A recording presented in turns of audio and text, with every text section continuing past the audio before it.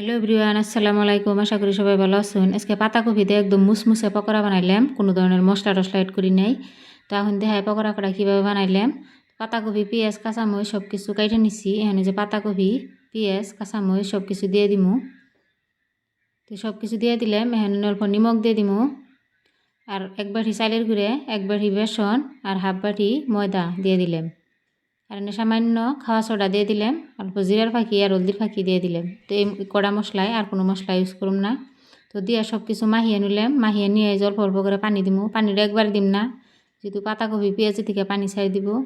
তো এই যে আমার অল্প ফাঁকি কম নাকছাল চালের গুঁড়ি, আর অল্প দিয়ে দিলাম চালের গুঁড়ে দিয়ে যে মাখিয়ে থুলাম। এখানে যে চুলের মধ্যে ভাজবার নিয়ে যাবো। তো এই যে চুলাই কড়াইটা বহে দিয়ে তেল দিয়ে দিলাম, দিয়ে পকোড়া দিয়ে দিলাম। পকোড়া কটা দিয়ে চুলের জালটা একদম লাহে লাহে দিয়ে অল্প সময় নিয়ে পকোড়া কটা ভেজে নিমু। তো এভাবে উল্টিয়ে ভেজে নিলাম। আমার পকোড়া ভাজা হয়ে গেছে, নামিয়ে নিমু এখন।